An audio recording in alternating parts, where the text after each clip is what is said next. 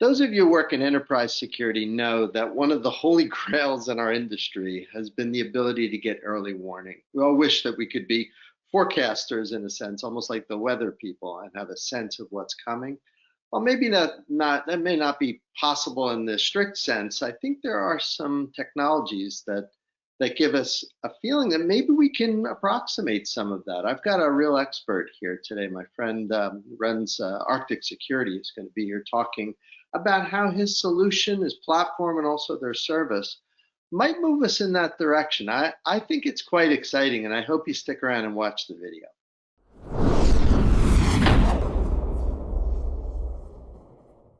Hi, this is Ed Amoroso from TAG Infosphere. It's very nice to see you. Welcome to our discussion today. I have a wonderful guest today, my friend David Chartier, who runs Arctic Security, Finland-based cybersecurity company that I've been watching for a few years. They do this early warning thing that I just love. I think it's the kind of thing that complements what companies are doing now to protect their infrastructure, and also maybe gives a hint that perhaps we can be more predictive about things that are coming. So we'll ask David about that. But David, welcome. Thanks for making some time today. Excellent. Appreciate being here.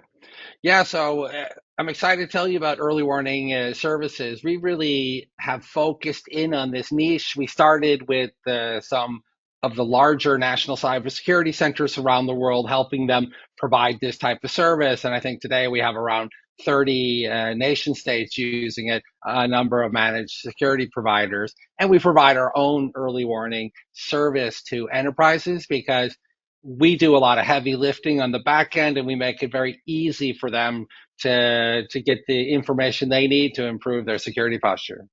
You know, as a practitioner myself, I always feel like one of the big challenges for any team is just tracking vulnerabilities. It used to be an easy thing. Maybe 30 years ago, vulnerabilities would come out, we'll talk about them. Now just tracking them has gone completely out of control to try to do that manually. Is that a sort of a core component of what you do? Do you help people solve that problem? Yeah, definitely. So we help them track the worst vulnerabilities that are out there, and we don't want to focus on all of them, but the ones that are remotely exploitable and that the bad guys can really leverage, and then we focus on the ones that are exposed to the internet because those obviously are the worst thing that can happen for an organization. So that's one of the things we track, and you know we add new ones as they come, as new vulnerabilities are released, and then it's really the long tail of vulnerabilities that most companies struggle with. You know, uh, at my previous firm, we named and found the Heartbleed, and I did an interview here a couple weeks ago for the 10th anniversary, and there's still like 70,000 servers with the Heartbleed at organizations. So it's like it's a big problem, this long tail, and as you mentioned, it's getting so much longer, and there's so many more vulnerabilities. So that's one thing. Another thing we cover are, compromised machines in your network that you don't know about. Uh, and obviously, that's a difficult, if it's already avoided your detection systems, it's very hard to find without using an early warning service to provide that. So that's a big thing. And then it's the other big category are, public exposures. And these are things that you have on the internet that probably aren't a good idea. It might be a database, it might be a management console. It's not vulnerable today, but it's probably easy to compromise. And, it's a lot of these things is once you find one vulnerability in a system, then the researchers and attackers look at that system because most likely there's many more. So the public exposure thing is quite interesting. We get a lot of our customers really thanking us because they didn't know they had the things exposed. They didn't know they're running all this end-of-life software on internet-facing devices. And so that's another area. So these are kind of the three areas. So it's much bigger than vulnerabilities, but vulnerabilities is a huge problem in the market today. You know, we get a lot of inbounds at TAG around attack surface. That seems to be the metaphor Mm. people are using. You and I have been at this long enough that we know who's a perimeter attacker. It's all essentially where you're targetable. And it's not Yeah. always so to define. I think we've seen a couple of use cases that have been that line up with you. One is when the attack surface is just gigantically complex and you need some teams to help figuring it out. And other times when you're just understaffed. Tell me about that. Have you seen those cases? Like it does seem like attack surface is where it starts, and you guys really help people with that. Yeah, definitely. So when we started with early warning services, we were first really focusing on getting all the data, harmonizing it, and categorizing it, and triaging it.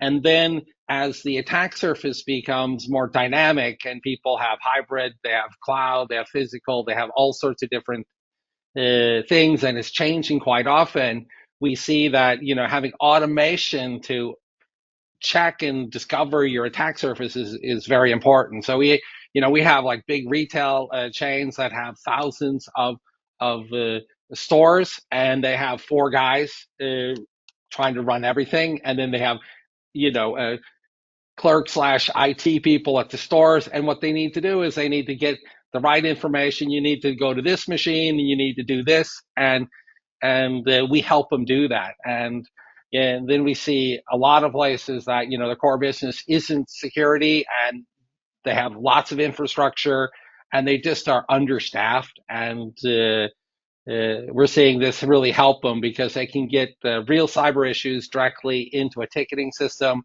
or to their IT provider or their internal IT.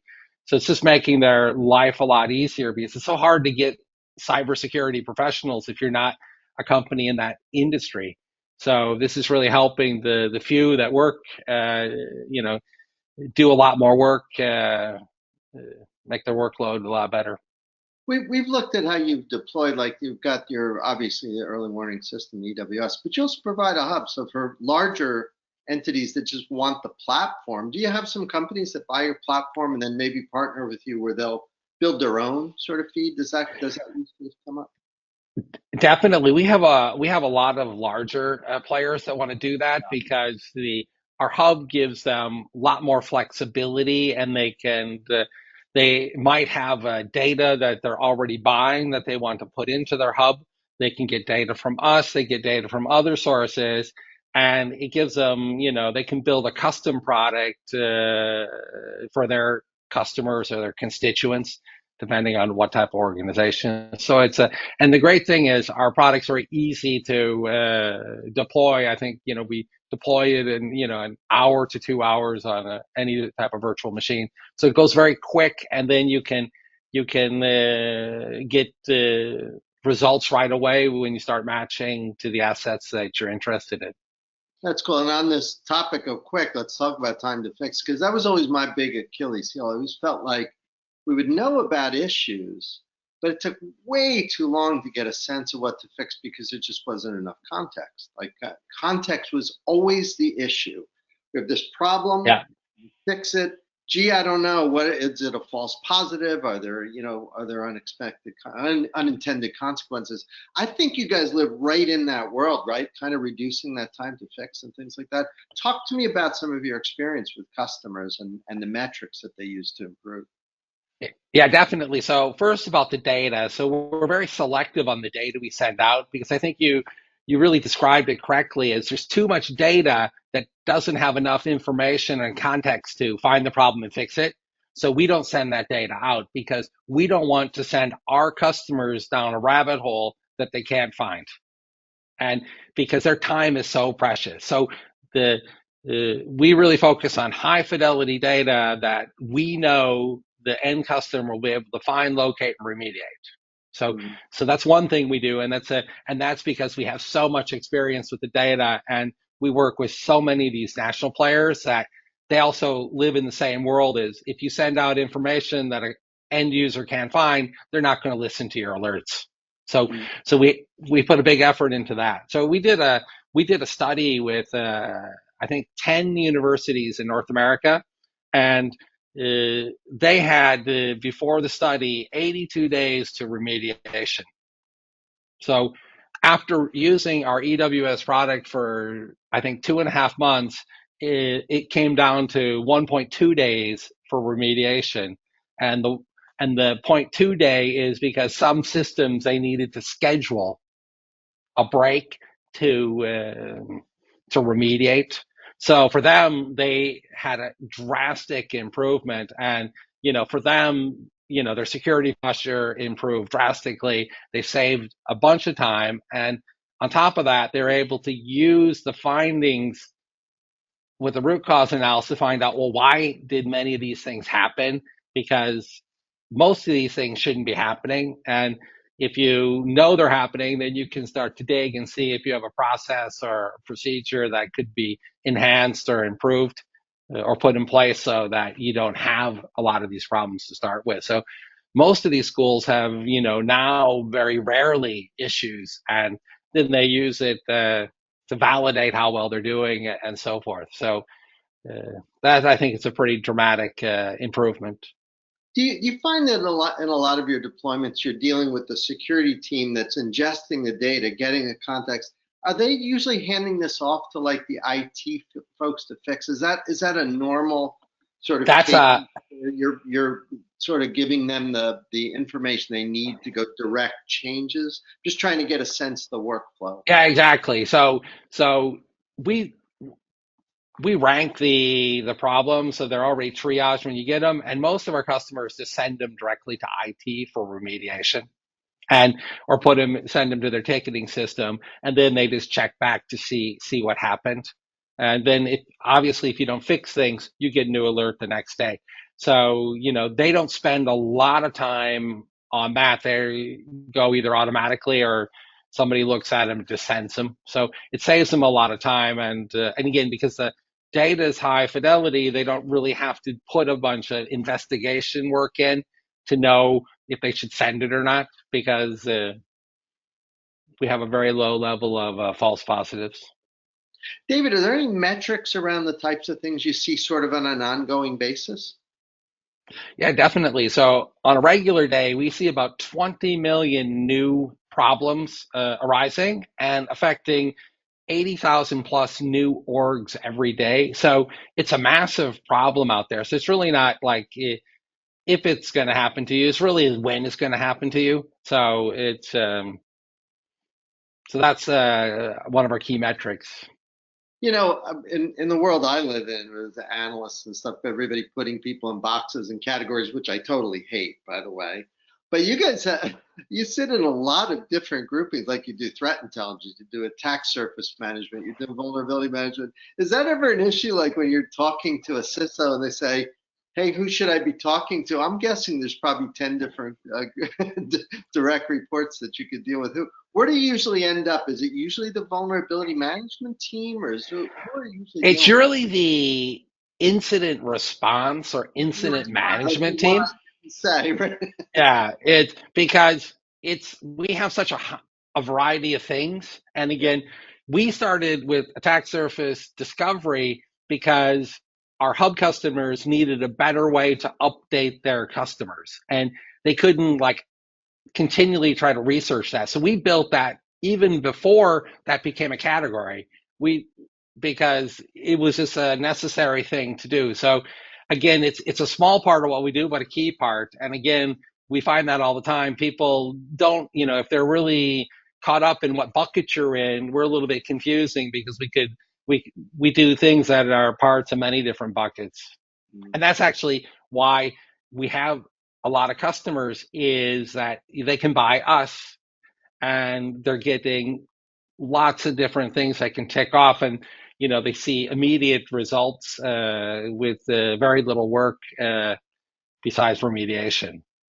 This type of work, you and I both know, traditionally has been only big giant companies do this. But are you seeing it go down market? It seems like we hear more sort of mid-sized companies, maybe not a lot of SMBs, but definitely mid-sized companies asking about this sort of thing. What's been your sales experience? Are you seeing more requests from more modest-sized firms? Definitely, and we're really helping them because often the modest sized firm, they have like one security person.